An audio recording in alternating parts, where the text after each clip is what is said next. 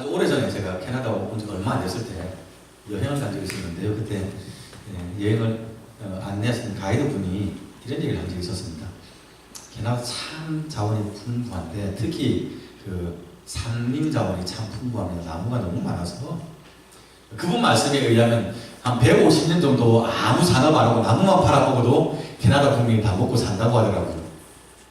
뭐 제가 경제 전문가가 아니어서 뭐 그게 그 말이 사실인지 거짓인지 모르겠지만 캐나다가 자원이 풍부한 것, 특히 이 산림 자원이 풍부한 것은 그래서 그건 사실인 것 같습니다. 그죠? 예전에 밴쿠버 아일랜드 놀러 갔다가 맥밀런 파크를 가본 적이 있는데요.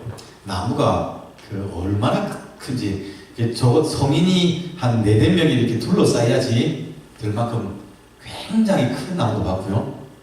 우리 여기 밴쿠버 유명한 스탠리 파크에 가보시면 할로우 트리라고 하니까 한 700년에서 한 800년 정도 됐다는 굉장히 오래된 나무도 있습니다. 그죠? 유명한 나무들 많습니다.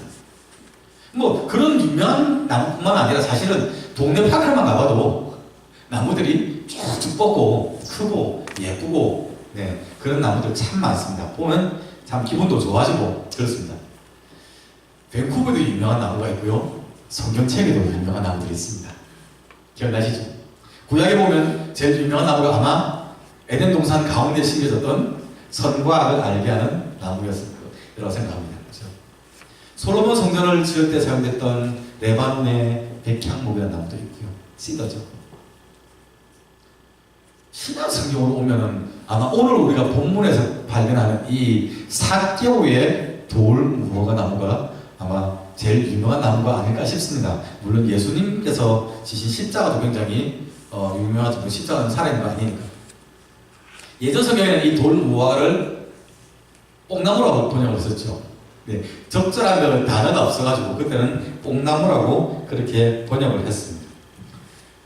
아마도 이 뽕나무는 이 무화과나무, 돌 무화과나무는 여리고란 이 도시의 길가에 심겨진 그냥 흔한 나무였을 텐데 어느 날 삭개오라는 사람이 이 나무에 올라갔습니다. 예수님 얼굴 한번 보겠다는 이름으로.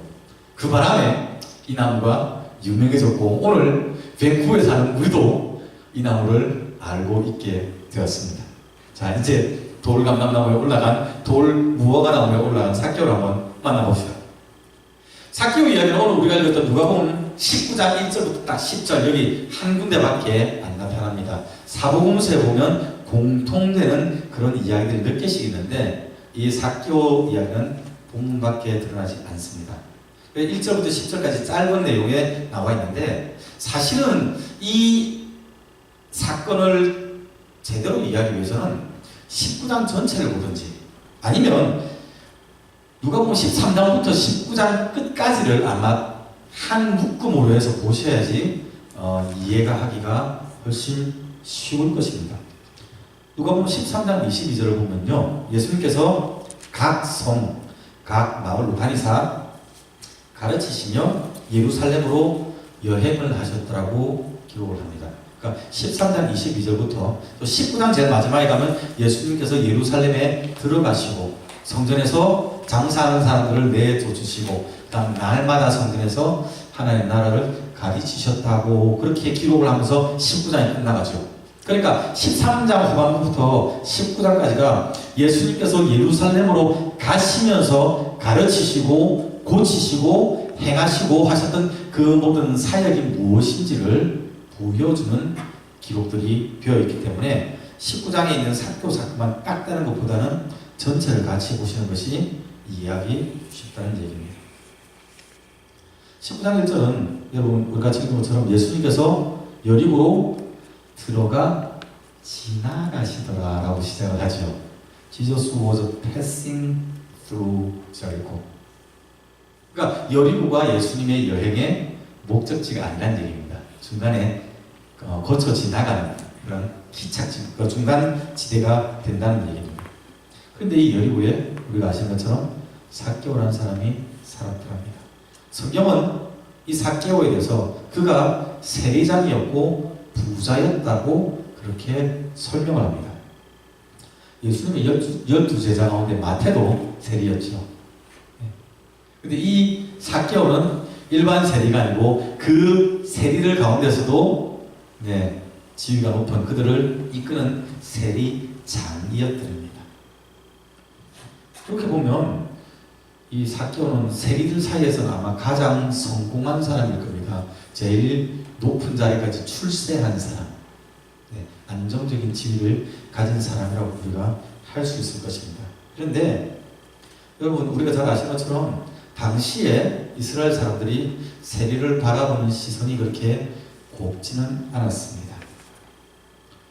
세리는 로마 정부편에 서서 이스라엘 백성들을 착취하는 민족의 반역자, 아니면 돈만 밝히는 죄인, 피도 눈물도 없는 사람. 그래, 오늘날 한국으로 치면 그 친일파 정도, 그죠? 굉장히 싫어한다, 그죠?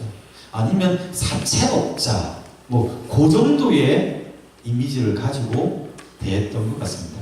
그러니 이 삭개오가 세리 사회에서, 세리들 가운데서 지위가 높아지면 높아질수록 사실 사람들로부터는 더 많이 미움받고 욕듣고 비난받고 아마 그렇게 살았던 것으로 보는 것이 나을 겁니다. 아마 합리적일 겁니다. 게다가 삭개오는 부자야 됩니다. 삭개오가 부자라는 이 부분 제가 나중에 설교 마칠 때쯤 다시 한번 다루겠습니다. 예수님께서 이 여리고로 들어오셨다는 얘기를 삭개오가 들었던 것 같습니다. 그런데 3절을 보니까 삭개오가 예수님이 어떠한 사람인가 궁금했더랍니다. 보고 싶었더래요. 삭개오의 마음에 예수님에 대한 궁금증이 커지고 생겨나서 커지고 있었다는 얘기입니다. 누가복음 15장 1절과 2절에 보면 모든 세리와 죄인들이 예수께 나오니 예수께서 그들을 가르치시더라. 바리새인들과 서기관들이 그것을 보며 저가 죄인과 죄인을 영접하고 그들과 함께 먹는다고 비난을 했댔죠. 그러니까 예수님의 사역 가운데 세리들을 당시에 이스라엘 백성들이 배척하고 정죄했던 것과 다르게 예수님이 용납하셨던 겁니다. 아마 이러한 모습들이, 이러한 것들에 대한 소식이 삭개오에게 들렸던 것이 아닌가. 그래서 예수라는 사람은 그런 독특한 사람인 그런 점이 있더라라고 알았던 게 아닌가. 그러니까 그가 지금 예루살렘에 오신 예수가 어떠한 사람인지 궁금해하고 그의 얼굴을 보고 싶어 했다고 성경은 기록을 합니다. 별난 거죠. 예수 별나네. 남들은 다 우리 욕하는데 이 사람은 하길래 우리랑 같이 밥도 먹고 쉽게 말하면 운동도 하고 이렇게 교제를 하고 우리를 사람 대우하고 우리를 가르쳐주지 하는 생각을 했던 것 같아요. 그런데 예수님을 보고 싶어하는 건 삭개오만이 아니었습니다. 여리고성에는 수없이 많은 사람들이 동일하게 예수님을 만나고 싶어 했습니다. 이미 많은 사람들이 예수님을 보기 위해서 길가로 나아왔었습니다. 결정적으로 삭개오가 아담했더랍니다. 많이 안 컸어요. 우리 홍 목사님 정도한테도 제가 이렇게 물어보는데 제가 아담 사이즈 아닙니까? 사람도 많은데다 키 작은 삭개오 입장에서 그 사람들을 뚫고 예수님을 지나가시는, 그것도 그냥 스쳐 지나가시는 예수님의 얼굴을 보는 것은 아마 거의 불가능에 가까웠던 것 같습니다. 이 사실은요, 삭개오가 예수님에 대해서 궁금해하고 만나기 원했으나 예수님을 이렇게 나오는 데 제약이 있었다는 얘기입니다. 삭개오 본인에게 제약이죠. 핸디캡이. 저는 키 작은 게 핸디캡이라고 생각 안 하지만 어쨌든 이 예수를 봐야 되는데 사람에 가려서 보지 못하는 본인 스스로의 제약이 있습니다. 본인은 예수님을 만나기를 원하지만 다른 사람들이 그 앞에서 막고 있어서 예수님께 나가는데 장애가 되는 환경적인 제약도 있었다는 얘기입니다. 오늘 아침에 비가 되게 많이 왔잖아요. 제가 우리 영어 예배 드린다고 나오기 전에 보는데 어제 밤새도 비가 많이, 저희 동네에서 특히 비가 많이 왔거든요. 와, 이러면 오늘 교회 오기 힘드시겠는데 어쩌지 하는 걱정이 되더라고요. 오늘은 다행히 우리가 교회 올 때 다행히 비가 그쳤지만 마음 한편으로 예를 들어 비가 한국의 장마처럼 많이 오면 오늘은 주님을 안방에서 뵈야 되나 하는 유혹을 받을 때가 있다니까요. 하나님을 만나고자 하는 내 속에 하나님을 만나고자 하는 그런 열망이 있다 하더라도 환경이 허락이 안 돼서 직장을 나가야 될 수도 있고요. 그죠? 아니면 급한 다른 일이 생겨가지고 교회를 가지 못하는 그런 상황에 우리가 처할 때가 있습니다.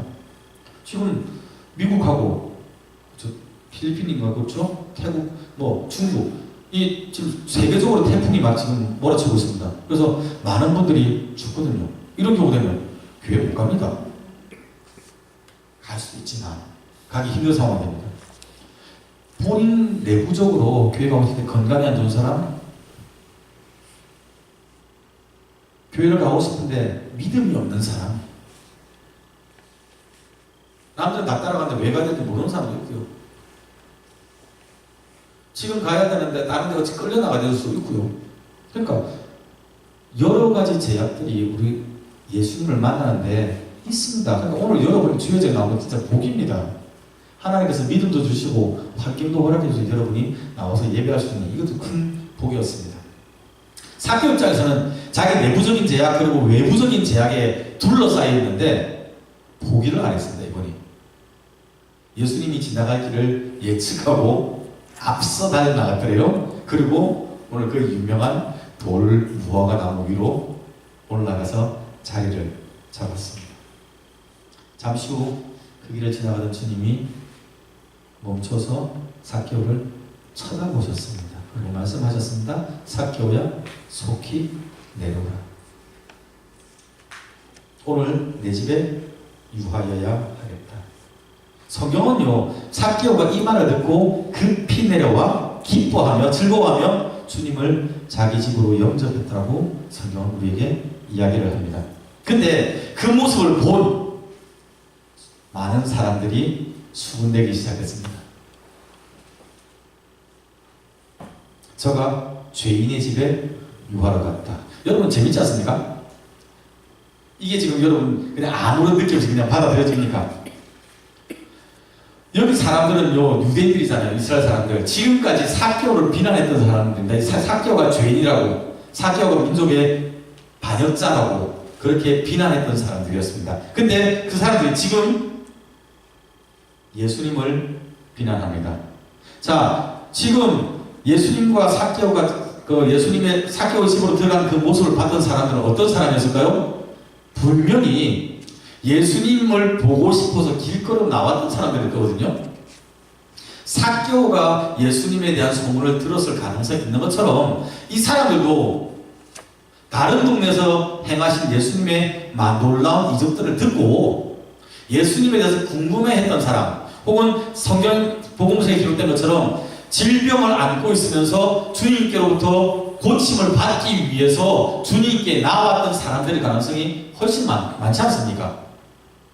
이 사람들이 이미 예수님에 대한 소문을 들었을 겁니다. 예수님이 세리들, 죄인들, 환자들 다 용납했다고요. 베데스다 연못에서 38년 된 황자 사람들이 무시했거든요. 먼저 그 연못에 들어가기 위해서 이 사람 밀치고 뛰어갔거든요. 그러니까 환자들이 당시에 다른 사람들에게 인간적인 대우를 못 받았다고 보는 게 맞는 겁니다.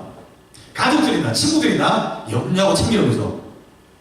근데 그 사람들이 지금 예수님께 인정받고 예수님의 은혜를 받기 위해서 나왔거든요. 근데 예수님이 세리를 용납하시니 예수님을 비난하는 겁니다. 불과 바로 전까지만 해도 예수님의 은혜를 사모했던 사람들이었을 텐데 그 은혜가 자기가 아닌 다른 사람에게 임하니까, 자기가 생각했을 때 자격 없는 사람에게 임하니까 예수님을 향하여 비난의 목소리를 높였다는 얘기입니다. 대체 이 사람들은 무슨 생각으로 무엇을 기대하며 주님께 나왔던 것일까요? 재밌죠? 사케오가 서서 주님께 서원을 합니다. 우리가 읽은 것처럼 주님 보십시오. 내 소유의 절반을 가난한 사람들을 위해서 내가 내어놓겠습니다. 그들에게 주겠습니다. 그리고 만일 내가 누구의 것을 속여 빼앗은 게 있다면 4배로 내가 갚아주겠습니다. 우와, 재산의 절반을 기부한대요. 한국에도 전직 대통령들이 재산을 기부하신 분이 몇 분 계실 텐데요. 삭개오가 지금 재산의 절반을 기부하겠다고 했습니다. 그리고 만약에 불합리하게 불법적으로 남의 것을 빼앗은 재산이 있다면 4배로 갚아주겠다고 이야기를 합니다. 이거 모세의 율법에 나와 있는 것은 1배 아니면 20%만 추가해서 갚아주면 됩니다. 근데 지금 율법보다 훨씬 더 많이 갚아주겠다고 이야기를 했었습니다. 자기가 은혜 받고 변화됐다는 것을 지금 이제 삶으로 행동으로 보여주는 겁니다. 근데 그 말을 듣고 난 다음 주님이 무슨 말씀 하셨습니까? 이 굉장히 뜻밖의 말씀입니다. 우리가 9절 10절 같이 한번 읽어볼까요? 네, 9절 10절 같이 읽겠습니다. 예수께서 이르시되 오늘 구원이 이 집에 이르렀으니 이 사람도 아브라함의 자손이미로다. 인자가 온 것은 잃어버린 자를 찾아 구원하려 함이니라. 아멘. 우리는 이게 아멘이지만 사실은 그 자리에 모였던 사람들에게 이 말씀은 굉장히 충격적이고 받아들이기 힘든 의외의 말씀이었습니다. 주님께서 말씀하셨어요. 이 집에 구원이 이르렀다. 오늘 삭개오가 구원받았다고 예수님이 선언하신 겁니다. 제가 아까 2절 이야기하면서 삭개오가 부자라고 말씀드렸잖아요. 그죠? 누가복음 18장에 보면 한 부자 청년이 주님께 나와서 물었던 그 사건이 기록되어 있습니다. 그때 예수님께서 그 부자 청년에게 모든 재산을 다 팔아 가난한 자들에게 나눠주고 나를 쫓으라 말씀하니까 그 부자가 그 청년이 부자인으로 근심하며 돌아갔더라고 성경 보고하고 있죠. 주님께서 그 모습을 보시고 제자들에게 얘들아, 부자가 천국 들어가기는 낙타가 바늘 귀로 들어가는 것보다 어렵다. 제자들이 깜짝 놀랐습니다. 주님, 말도 안 됩니다. 그러면 낙타가 어떻게 바늘 귀로 들어갑니까? 주님, 저도 못 들어가겠는데 낙타 저보다 크잖아요. 그럼 누가 천당 갑니까? 지금 주님은 계속 하나님 나라에서 선포해 오셨는데 천국 아무도 못 갑니까? 주님께서 사람으로 할 수 없을 때 하나님으로 할 수 있다 말씀하셨잖아요. 근데 그 말씀하신 지 얼마 돼서 그 다음 장 19장에서 지금 주님께서 부자 나사로를 삭개오를 보면서 나사로가 아니죠. 나사로 죽었으니까 삭개오를 보면서 주님께서 너 구원받았다 말씀하시는 겁니다. 지금 말이 안 되잖아요. 성경이 왜 2절에서 명확하게 삭개오가 세리장이고 그는 부자였더라고 기록을 하겠습니까? 이 사람은 상식적으로 주님 가르침에 의해서 그리고 제자들이 배운 것에 의해서 아니면 볼 때 천당 가면 안 될 사람이었던 겁니다. 조건이. 그렇죠? 근데 주님은 지금 삭개오에게 너 구원받았다고 구원을 선포했습니다. 왜요? 삭개오가 재산 헌납해서 그렇습니까? 그럼 돈으로 천당 갑니까? 그럼 가난한 사람 천국 못 갑니까? 왜 주님은 삭개오의 이 말을 듣고 이 집에 구원이 이르렀다고 말씀을 하셨을까요? 돈 갖고 천당 가는 거 아니잖아요. 성경이 우리에게 그것을 말씀하고 있잖아요. 너희가 그 은혜로 말미암아 구원을 얻었나니 이것이 너희에게서 난 것이 아니요 하나님의 선물이라. 행위에서 난 것이 아니니 이는 누구든지 아무든지 자랑하지 못하게 하려 함이라. 그러니까 우리가 구원받는 것은 하나님의 은혜로 받는 거예요. 삭개오가 재산을 반이 아니라 다 내놓았다 하더라도 그것 때문에 구원이 이르렀다고 주님께서 말씀하실 일은 없다는 얘기입니다. 사실은 삭개오가 돌 무화과 나무 위에 앉아 있을 때 주님이 그를 쳐다보셨잖아요. 성경에 보면 5절요 예수께서 그곳에 있어서 쳐다보시고 주님의 눈길이 삭개오에게 임할 때 이미 그는 구원을 받았던 겁니다. 속히 내려오라는 말씀에 기쁘게 순종하며 내려와서 주님 영접했을 때 그가 주님 받아들였을 때 이미 하나님의 구원은 삭개오의 삶 가운데 일어났었습니다. 그가 그러니까 성령 하나님 주시는 기쁨과 감사와 즐거움을 체험하며 예수님을 기쁘게 자기 집으로 데려갔던 겁니다. 성령 사람 되니까 하나님 백성 되었기 때문에 그거 하나님 기쁨 체험한 거지 돈 많이 내서 구원받은 건 아닙니다. 성령님께서 그의 마음을 녹이시니 평생을 움켜쥐었던 재물 반뚝대서 내가 가난한 사람 하나님 형상 돕겠다고 내어놓을 수 있는 믿음의 고백하게 된 겁니다. 사람들로부터 멸시와 비난과 책망과 조롱과 욕을 들어가면서 그러면서 결코 포기하지 않았던 재산, 세례관 표현을 하면 정해진 것보다 더 많이 받아와서 모아왔던 불법적인 재산을 내가 4배로 배상해 주면서까지 파산합니다. 그러면 솔직히 삭개오 가진 재산이 다 그게 뭐 정상적인 게 얼마나 되겠습니까? 그럼에도 불구하고 나에게 경제적인 손해가 있을 줄 알면서도 성령님이 마음 녹이시니 주님 내가 4배로까지 더 갚을게요. 내가 하나님 백성답게 이제는 더 이상 불법을 안 하고 끊어내며 살겠습니다라고 고백하는 겁니다. 주님께서 마음으로 받았던 은혜가 입술로 고백된 것을 보시고 삭개오에게 임하신 하나님의 구원을 지금 컨펌해 주는 거지, 확인해 주시는 거지. 야, 헌금만에 대해서 너 천당 가 말씀하신 게 아니라는 사실입니다. 예수님께서 9절과 10절에서 이 말씀을 하셨을 때 사실은 사람들은 진짜 충격 많이 받았을 겁니다. 세리, 죄인, 나쁜 놈, 이줄 반역자 삭개오를 보고 이는 그도 아브라함의 자손임이라라고 말씀하셨잖아요.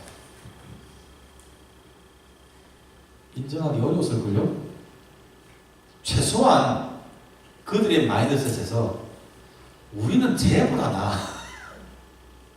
나는 그래도 세리처럼 살지도 않았어. 어떻게 민족을 배반하고 어떻게 동포의 피를 빨아먹고 어떻게 몇 배로 부당하게 이익을 취하고 최소한 내가 그렇게 거룩하진 않지만 그래도 저거보단 내가 나아.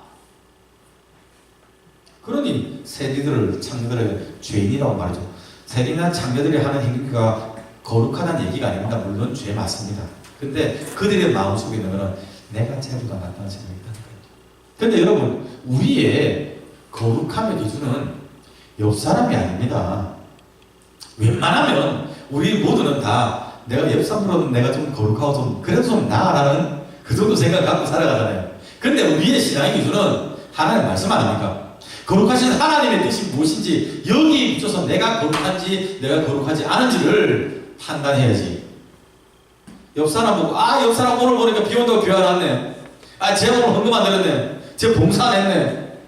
나는 저거보다 나아.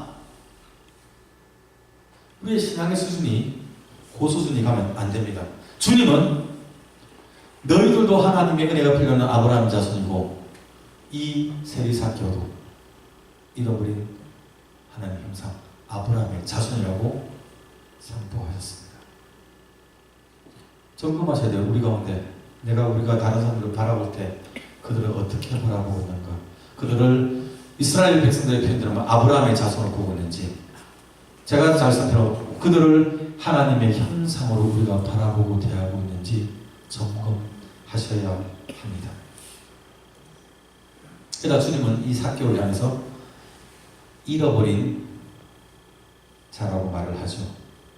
위에는 삭개오가 아브라함의 자손이고 그 다음엔 이 삭개오는 잃어버렸던 자, 그리고 다시 찾은 자라고 말씀하잖아요. 아브라함의 자손이 잃어버릴 수 있다는 사실에 여러분 두려움을 가져야 됩니다. 우리가 하나님의 자녀로 부르심을 받고 하나님의 은혜를 체험하고 살아가는데 과거의 영적인 체험이 지금의 내 신앙을 보장 못합니다. 제가 이거 한 30분을 말씀드렸죠. 우리 교회에서 점검하셔야 돼요. 내가 예전에 흘린 눈물, 그 눈물이 지금도 뜨겁게 나게 흐르는가? 내가 다시 하나님께 헌신의 서운의 고백을 하고 있는가? 점검하셔야 됩니다. 시냇가에 심긴 나무가 시절을 쫓아 과실을 맺는다고 성경은 얘기를 하잖아요. 저나 여러분이 생명의 뿌리 대신 예수님께 그런 대신 예수님 뿌리를 내리지 아니하면 주님과 같이 연결되어 있지 아니하면 30년 전에, 20년 전에, 10년 전에, 1년 전에 했던 고백, 그것이 지금 우리의 영을 살리지 못합니다, 여러분. 하나님의 자녀가 은혜가 안에서 떨어져 나갈 수가 있습니다. 슬픈 일입니다. 그래서 우리가 두려워해야 되는 겁니다. 그래서 우리가 우리 자신을 날마다 말씀에 비춰서 점검하고 돌아와야 합니다. 만약에 지금 여러분이 하나님의 아들딸 아브라함의 자손이 아니라 잃어버린 자손으로 되어 있다면 여러분 지금이 주님께 나올 시간입니다. 돌아오시기 바랍니다.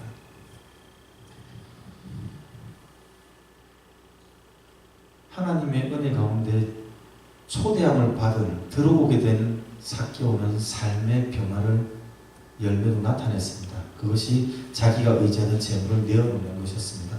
모든 분들에게 다 전 재산을 헌금하라는 얘기가 아닙니다.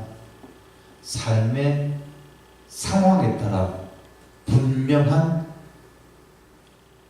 믿음의 고백과 열매가 맺혀져야 한다는 얘기입니다. 주님은 인자가 온 것은 잃어버린 자를 찾아 구원하기 위해서라고 본인이 예루살렘 올라가신 이유 아니면 본인 전체 3년 반의 사역의 목적이 무엇인지를 명확하게 말씀하셨습니다. 그리고 지금 이제 우리가 그 사역에 이어나가는 것 아닙니까? 신자, 성도, 주님의 자녀, 목사 우리 모두가 이 사역하라고 주님께서 부르셨습니다. 평생을 18장에 있는 것처럼 하나님의 말씀을 알고 율법을 지켜왔던 그 부자 청년도 하나님이 필요하고요. 삭개오처럼 죄인이고 남들에게 비난받고 손찌검받고 기죽어 살았던 이 사람도 주님이 필요합니다.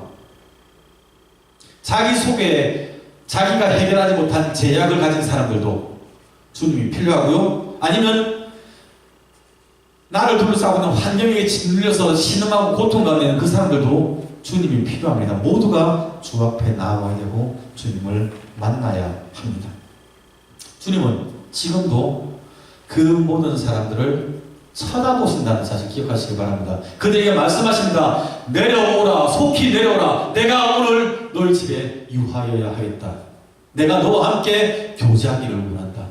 내려오라, 돌아오라. 주님의 부르심을 여러분 그 목소리에 민감해지기 바랍니다. 귀 기울일 수 있기를 바랍니다.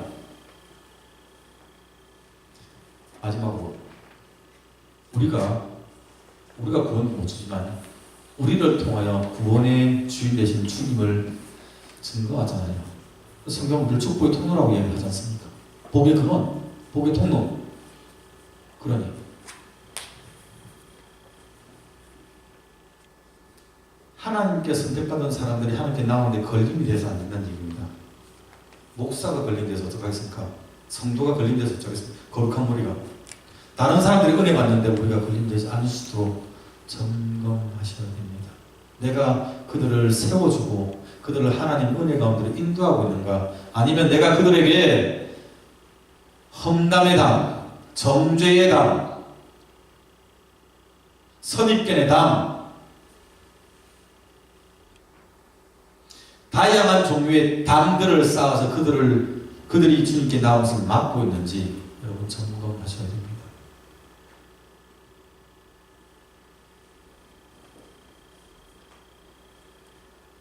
우리가 예수님 전하는 주님의 사역적 통로입니다.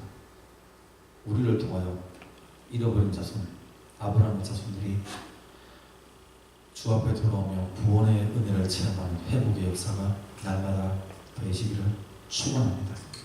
가정에서, 학교에서, 직장에서, 만나는 우리 커뮤니티에서 이러한 역사가 열매들이 날마다 많아지기를 소원합니다. 기도합시다. 주님 감사합니다. 4개월을